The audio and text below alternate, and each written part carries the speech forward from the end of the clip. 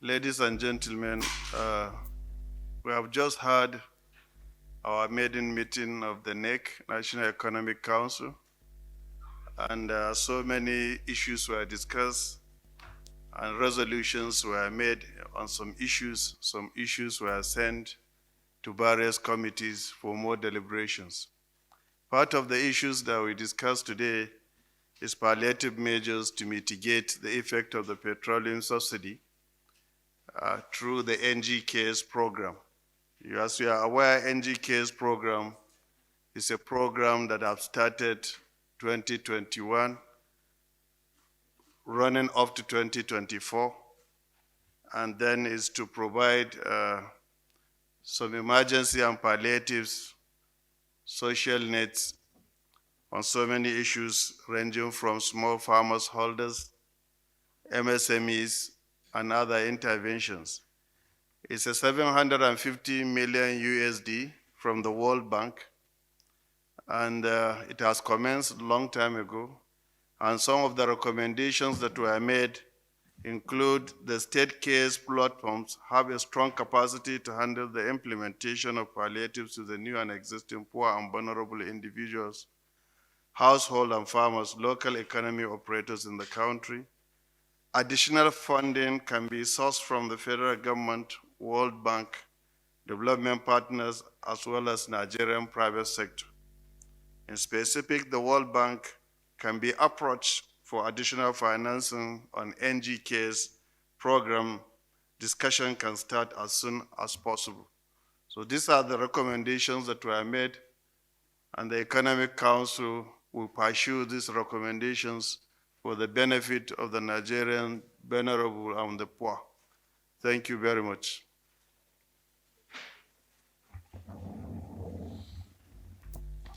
Thank you again for the opportunity, distinguished ladies and gentlemen of the press. As my colleague has said, NEC has taken very far-reaching decisions and deliberations on the issue of the removal of petroleum PMS subsidy and its general impact on the economy, on the federation, and of course the subnationals, including workers and everybody, those that are vulnerable.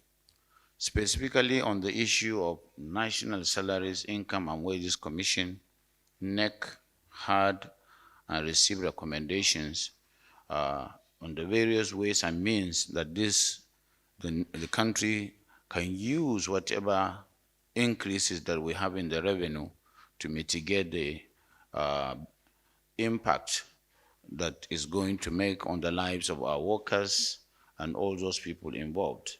And so they recommended, and they gave us a scenario recommending that there should be an adjustment, consequential adjustment, estimated at 702 billion to 919 million 8 naira as part of the allowances that should be given as petroleum allowance to all workers, and as well as a 23 or to 45 billion monthly offer to cushion the effect to workers.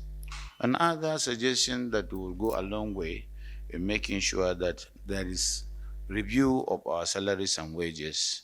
And in addition to the palliation that Governor Kazina has said, government looked at all the issues, the challenges and problems holistically and set up a small committee of council to review and come up with a term of reference to recognize areas specifically where this palliation can come and how it will be dispensed to alleviate the problem of workers and other vulnerable groups.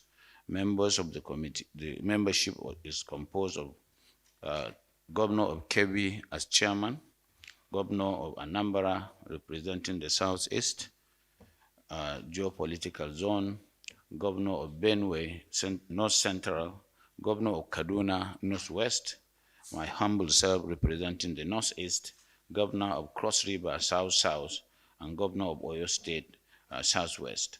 Other relevant agencies were also included. They comprised of Budget Office, representative of the CBN, representative of the Office of the Attorney General of the Federation, representative of NNPC, representative of TUC and NLC, and of course Rukayat Rufai, so that we can sit within 2 weeks to come up with a recommendation to NEC for a holistic decision that will be taken immediately to alleviate the problem that may be encountered by the removal of the subsidy. Thank you very much.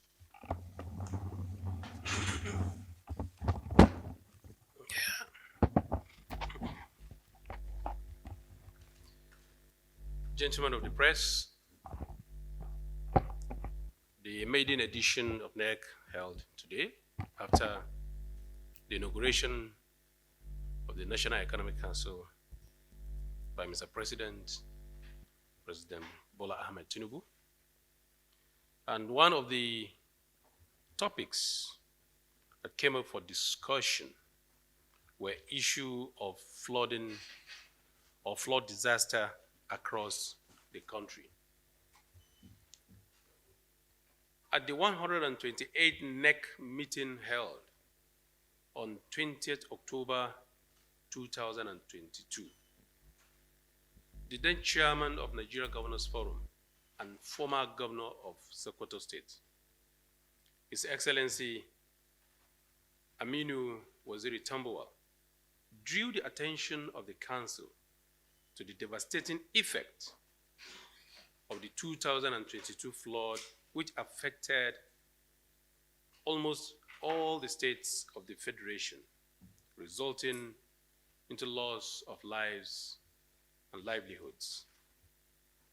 The council resolved, as at that time, to set up a 5-man ad hoc committee on flooding, comprising of governors of Jigawa, Kogi, Anambra, Bayelsa, Lagos, and Yobe states, and co-opted some other ministries and agencies. The terms of reference was to review the current flooding situation in the country and design a template for compensation of victims. In carrying out that particular assignment, there were limitations. One of the limitations is the delay in the non-submission of field templates by some states. Only 16 states out of the total number of states affected forwarded their submissions to NEC Secretariat up to date, and about 15 others were yet to do so. The submission from defaulting states are awaited as we speak. Recommendations.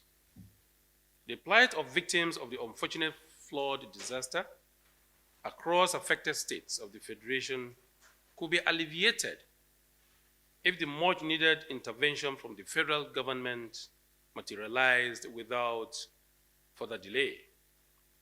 There is therefore the need to expedite release of funds to affected states as recommended by designated committees constituted by the federal government to that effect. This will go a long way in addressing the needs of the victims, as well as offset debts incurred by some states to assist their victims. You are aware that the various agencies that are responsible to give us early warning and signs have been warning that this year might be worse than last year. So flooding now can be predicted to be an annual occurrence. So resolution of NEC. Council resolved that all states should make a comprehensive submission by next week. Members were also to liaise with the Office of the Vice President, Office of the Secretary to the Government of Federation, and also all the private sector and other well-spirited Nigerians to help in tackling this flooding in the country. Thank you very much.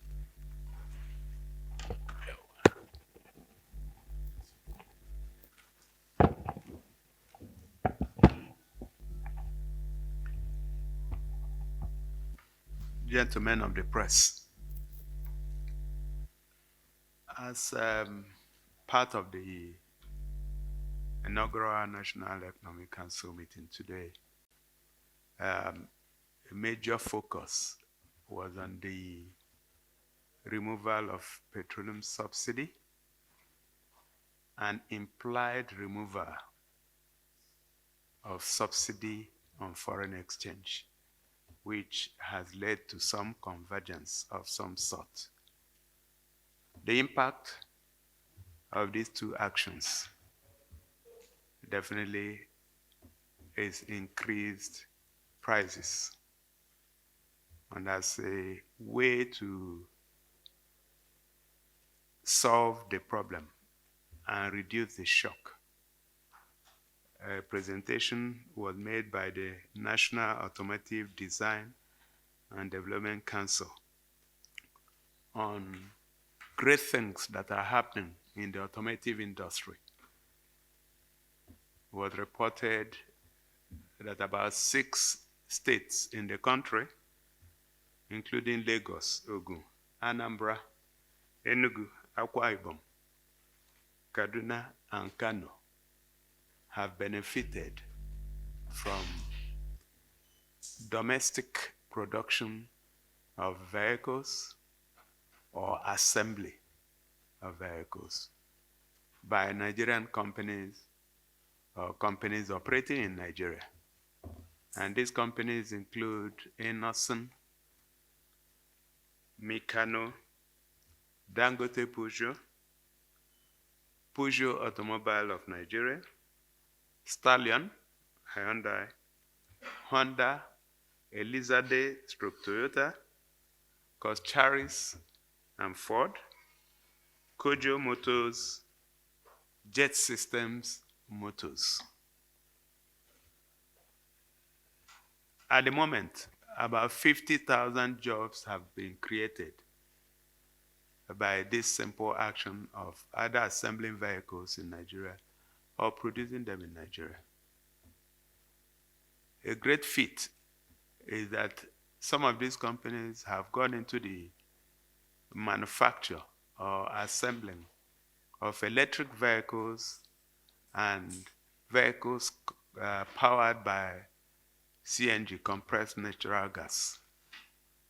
And the impact of this is that the pressure on the price of petroleum products, particularly PMS, will be reduced the more we use electric vehicles and CNG-powered vehicles. Some of the decisions that we are taking include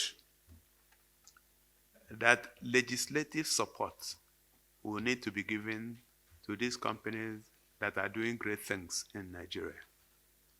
It is important to underscore the point that our former president had made a commitment that by 2060, that Nigeria would join countries that would eliminate fossil fuel powered vehicles and move to electric vehicles in pursuit of the net zero emission that some of the countries in Europe, America, and Asia have signed on to. So if that must happen, then we need to ramp up the production of electric vehicles and CNG vehicles. It is estimated that if we give legislative support to these companies, that about 1 million jobs from the 50,000 jobs that exist in that industry would be created. It was also suggested that the funding that is required by most of these vehicle manufacturers and assemblers should be made available to them so that we begin to reduce the dependence on PMS and other fossil fuel powered vehicles. Finally, it was also suggested that electric vehicle development plan to fast-track the development of electric vehicles should be supported wholeheartedly by the new government. The reality is that we cannot run away from the removal of petroleum subsidy. We should have done it a long time ago. But we must salute the courage of the current government to bite the bullet and remove it. Initially, it had reduced the consumption from about 66, 67 million liters a day to just about 40 million. And as time goes on, the consumption will continue to go down. We know there are implications, particularly for the poorest of the poor, and that is why this government is seriously looking at palliatives to at least deal with the shock that the poor of our society goes through. That will be it from me. Thank you, ladies and gentlemen.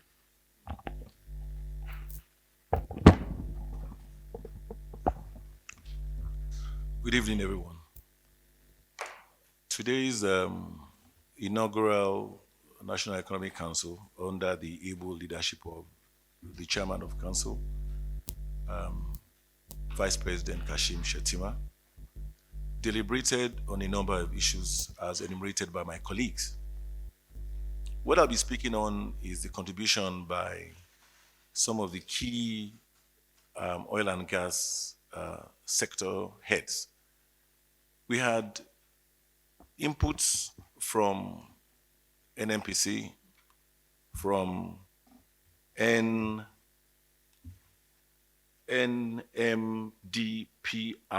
that's Nigerian Midstream Downstream Petroleum Regulatory Authority. We had from the marketers, and of course, it was a robust dialogue, cross-fertilization of ideas by all the executive governors across the length and breadth of Nigeria today. The NMDPRA, as their name suggests, is a regulatory agency that will be providing oversight as to the quality of petrol that will be imported. They've been doing that before now. But now they'll be charged with further ensuring that the quality meets specifications. They will also be issuing import licenses to those that qualify to import petroleum products. And they shared with us, from their point of view, the impact on pricing from the removal of subsidy and the recent unified foreign exchange prices by the Central Bank of Nigeria. So that was very informative. The NNPC GCEO shared with us the impact that subsidy had had on our fortunes in the last so many years. He also discussed with us the problems that are associated or that have been associated with the fact that our refineries were not working. And this was simply because turnaround maintenances were not done as and when due. He informed us that terms, as they call them, are meant to be carried out once a year, but most of these refineries did not have the maintenances done when they should have been done. And because of that, they had become so inefficient that most of them were working at 40, 50% efficiency, meaning that you put in a barrel of crude, you only get half a barrel of crude worth of refined products coming out of them. And he said to us in other countries, they would have just been scrapped and sold as metal. We reviewed the state of readiness of different refineries across the country, because by looking at the refineries, we were drawing comparisons as to what would happen if Nigeria had the refining capacity that it needs. Because today we are importing 100% of our petroleum products. And if we had the local refinery capacity, the amount of money we're spending on the transportation charges alone, the insurance charges alone, can be in the upwards of saving us in the excess of 30 to 40 naira per liter. So this was brought to the fore, and the likely gains that we're going to enjoy from the subsidy removal. The marketers under Moman Major Marketers and depot owners, marketers called DAPMAN, also made their presentations. Their presentations were around their suggestions on what we should do to cushion the effects of subsidy, and also their concerns about reducing the pump pricing regardless of the fact that subsidy has been removed. They've talked about levies and charges that hitherto are being paid to NEMASA, MPA, and MDPRA themselves, saying that when you look at the pricing template, which the regulatory agency showed us, you will see that the margins for marketers is even smaller than the charges to MPA or to NEMASA or even to the regulator itself. And this should be looked at. They talked about the fact that marketers are being charged 0.05% flat taxes on their turnover, whilst their margin is not even up to 0.05% of their turnover. And this should be looked into so that they can reduce the pump price to marketers. There were also discussions about the fact that post-deregulation, we've seen a big drop in the consumption of PMS in the country. The drop has gone from 66 million liters a day to about 41 million liters a day. But in the last 1 week or so, we began to see a creep up. And there were discussions around the fact that all of us realized that we were subsidizing all our neighbors from Cameroon to Ghana to Benin to Chad to Niger. We looked at the pricing before the regulation in those countries. When we were selling for about 195, they were selling for about 300, 395. Now we're selling for upwards of 550 naira per liter. And suddenly the prices in those countries have jumped up to 700 and 800 naira per liter. And we wondered, why would those prices jump up? But obviously, the fact is that those countries will continue to depend on us for PMS supply because most of them do not have the wherewithal in terms of foreign exchange to even import PMS. So regardless of whether we deregulate or not, which we have done, we will continue to see smuggled PMS across the borders. The GCO of NNPC says that the position of NNPC now is to be in the active trade of actually trading petroleum products to them, since they do not have the wherewithal to import petroleum products. We decided that we would have a subcommittee of NEC.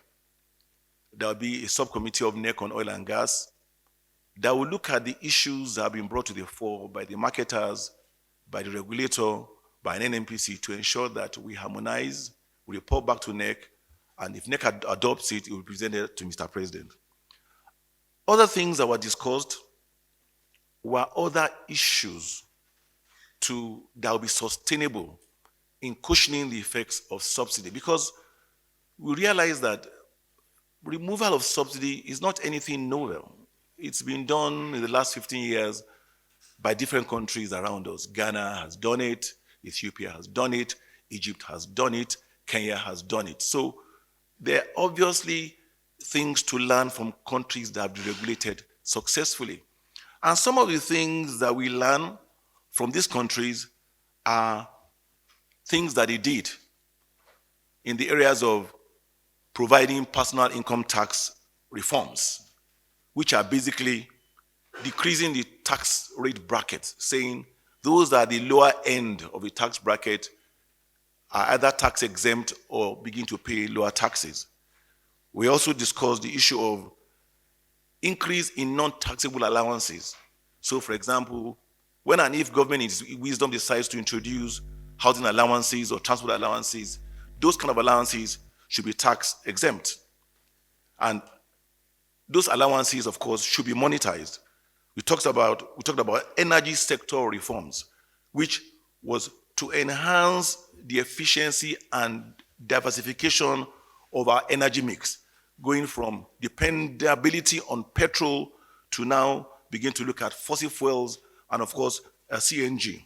We spoke about energy transition incentive scheme, which is a scheme that government will offer companies that now want to invest in either gas transportation or they want to invest in provision of CNG-powered vehicles, like my colleague mentioned, like we saw today, or companies that want to invest in providing us with electric vehicles.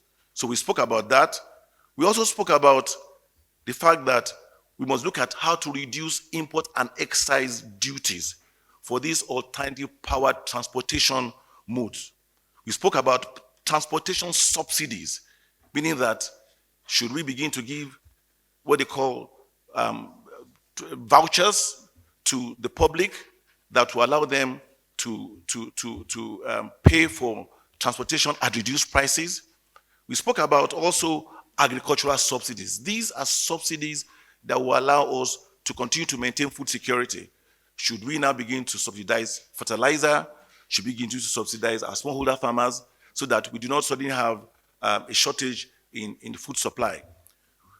Mr. Vice President suggested that a committee of NEC headed by him and a few governors should sit down and look at this array of suggestions, harmonize it, agree on it, and then present it to Mr. President for approval. These are the things that we discussed at NEC today. Thank you very much for listening to me. Very clearly that various scenarios were given by the presenter on the issue of national salaries, income and wages, and this 702 billion plus was suggested as an allowance for the cost of living adjustment allowance by the organized labor. And the other one is the petroleum allowance.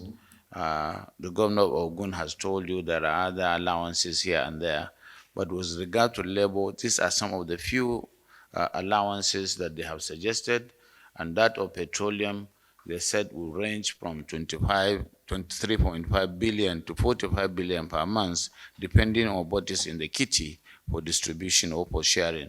So the 702 billion is a suggested sum for labor to cushion the effect on workers on an allowance, a new allowance that will be tagged cost of living adjustment allowance.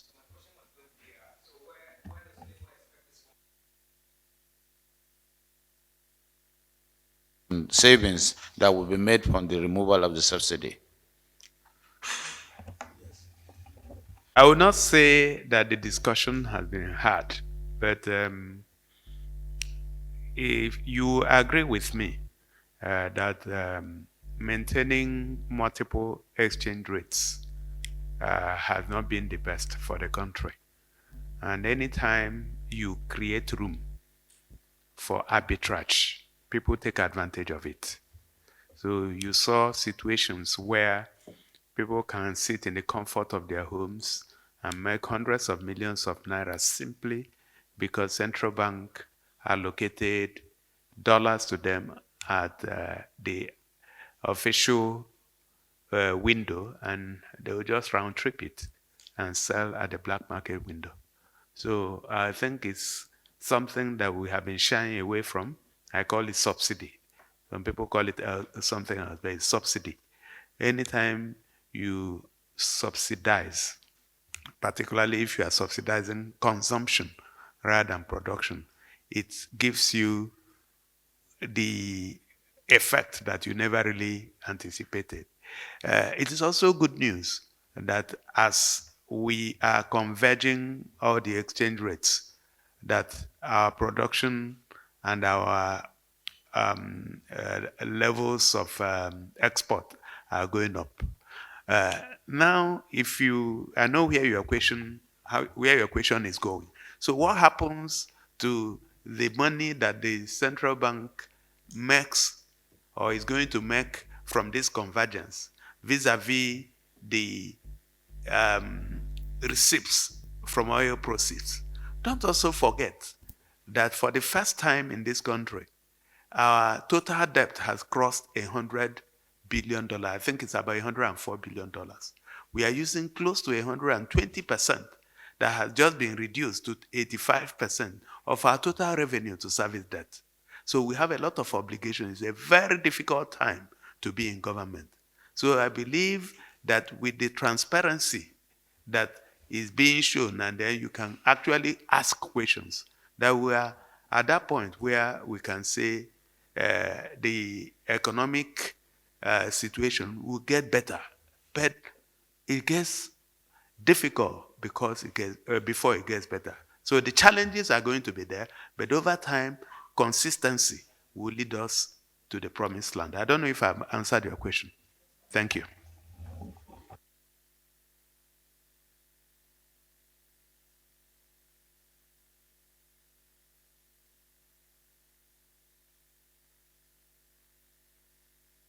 It wasn't part of the discussion, but it's something that we'll definitely look at.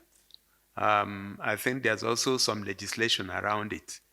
So it's something that will be looked at outside the National Economic Council meeting. Thank you.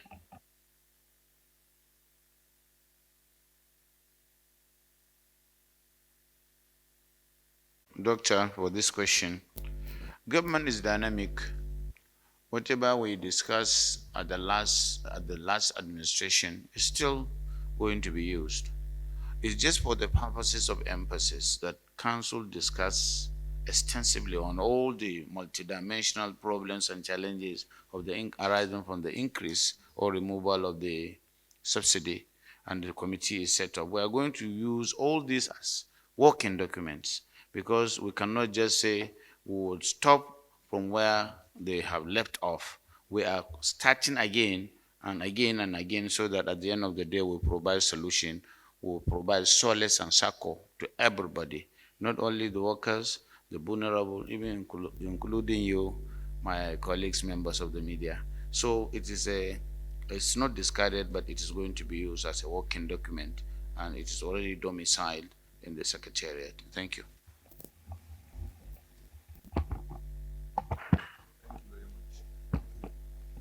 Thank you for the question.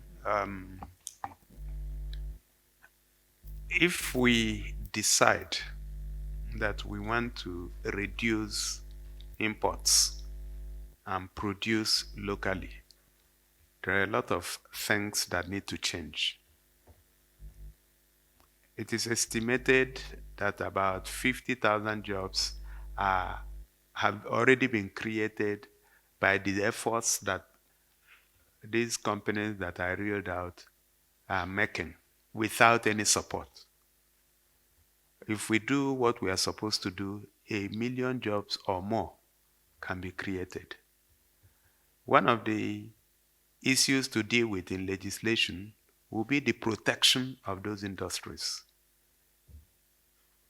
How much do you want them to pay in terms of import duties? Because a lot of the CKDs are also imported from outside. There are a lot of things that you cannot make here.